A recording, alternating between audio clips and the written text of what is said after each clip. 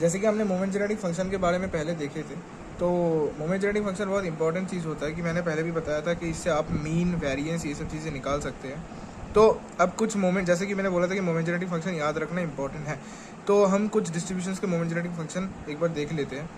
जैसे कि बाइनोमियल के लिए, अगर अगर अगर आपके पास बाइनोमियल डिस्ट्रीब्यूशन है, बाइनोमियल के लिए जो मोमेंट जेनरेटिंग फंक्शन होता है वो ये होता है p times e to the power t plus q whole to the power n। ये आपका बाइनोमियल के लिए होता है। अच्छा, अगर पॉइजन के लिए देखा जाए, पॉइजन के लिए, अच्छा पॉइजन ये भी याद रखना है आपको कि पॉइजन बाइनोमियल का ही लिमिटिंग केस है। जब बाइनोमियल पे जो n है, बाइनोमियल का जो टोटल नंबर ऑफ ट्रायल है, वो जब टेंड्स टू इन्फिनिटी होता है और प्रोबेबिलिटी ऑफ सक्सेस जो वो टेंड्स टू 0 होता है, तो ये वाला लिमिटिंग केस में हम बाइनोमियल को यूज़ नहीं करते, हम पॉइजन यूज़ करते हैं। तो अब मोमेंट जेनरेटिंग फंक्शन अगर पॉइजन का देखें तो वो होता है आपका कुछ ऐसा कि e to the power lambda और e to the power t minus 1, ये आपका होता है moment generating function for Poisson. और इसके बाद हम आते हैं one of the most important distribution जो आप बहुत बार सुनेंगे, गॉसियन डिस्ट्रीब्यूशन भी कहा जाता है, इसे नॉर्मल डिस्ट्रीब्यूशन से भी जाना जाता है।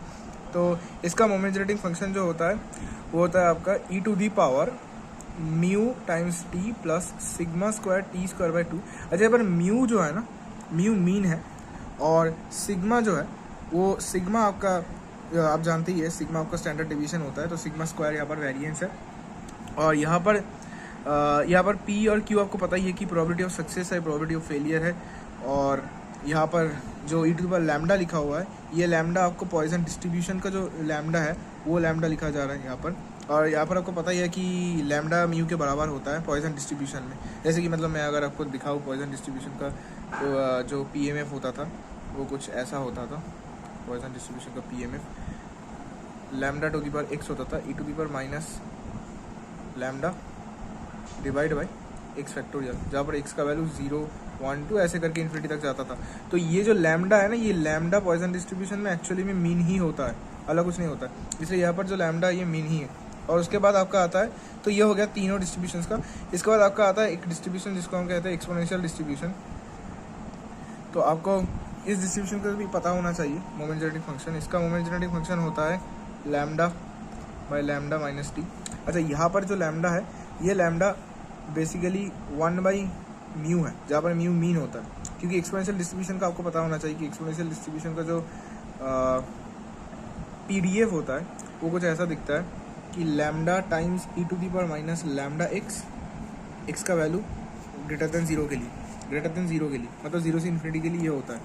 तो यहाँ पर जो लैम्डा होता है वही लैम्डा यहाँ पर है, पर ये लैम्डा जो आपको डेरिवेशन से एक्सपोनेंशियल का जो मतलब डेरिवेशन होता है वहाँ पर आप देखेंगे तो आपको पता ही रहेगा कि ये लैम्डा 1 बाई म्यू के बराबर होता है।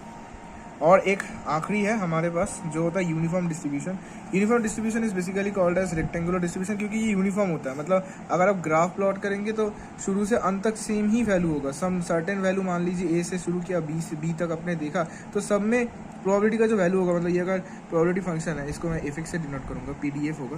और ये अगर x है तो इसका हर एक वैल्यू के लिए fx का वैल्यू सेम ही होगा, मतलब सेम प्रोबेबिलिटी होगा, इसलिए यूनिफॉर्म बोला जाता है। इसे रेक्टेंगुलर भी बोला जाता है क्योंकि आपको ग्राफ को दिख ही रहा है कि ग्राफ एक रेक्टेंगल दिखा रहा है, तो इसे रेक्टेंगुलर भी कहा जाता है, रेक्टेंगुलर डिस्ट्रीब्यूशन। खैर जो भी है, इसका जो मोमेंट जेनरेटिंग फंक्शन है वो कुछ ऐसा है, e to the power BT minus e to the power AT divide by T times B minus A। अच्छा, ये सारे आपका हो गया moment generating functions of distributions, और ये आपको ध्यान से याद रखना है क्योंकि ये मोमेंट जेनरेटिंग फंक्शंस को यूज़ करके, मैं फिर से बता देता हूँ कि मोमेंट जेनरेटिंग फंक्शन को यूज़ करके कैसे आप निकाल सकते हैं कि आपको अगर मीन निकालना है तो मोमेंट जेनरेटिंग फंक्शन को आप ऐसे डिफ्रेंशिएट कीजिए और इसका वैल्यू t इक्वल टू 0 में जो आएगा वो आपका मीन होगा, और एक्सपेक्टेशन ऑफ एक्स स्क्वायर जो होता है वो इसका डबल डिफ्रेंशिएशन होता है एट t इक्वल टू 0।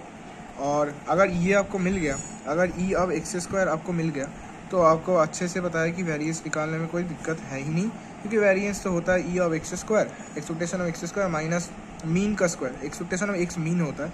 तो मीन तो आपको यहाँ से पता चल जाएगा, यहाँ से आपको मीन पता चल जाएगा ये, और ये अगर आपने पता कर लिया तो आपको वेरिएंस पता हो जाएगा। इसीलिए मोमेंट जेनेटिक फंक्शन याद रखना इंपॉर्टेंट है।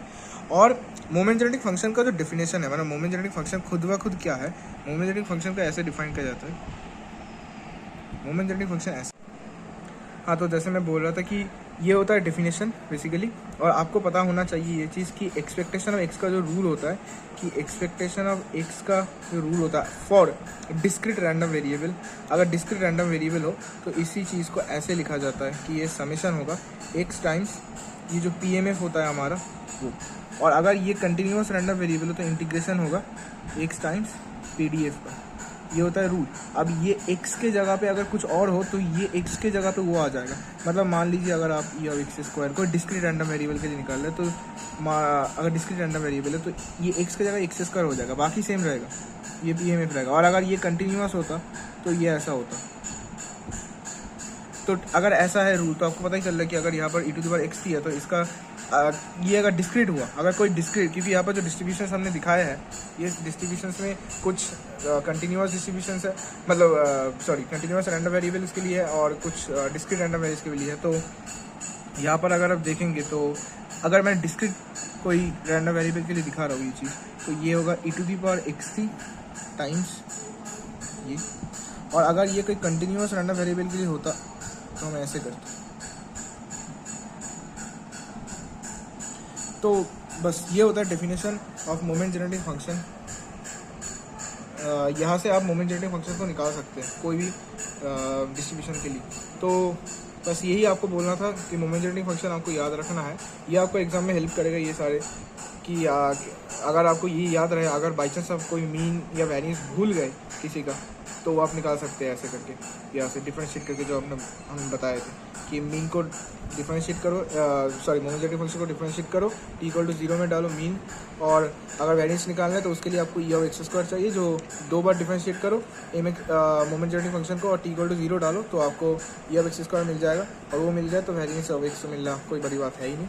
तो बस यही, थैंक यू।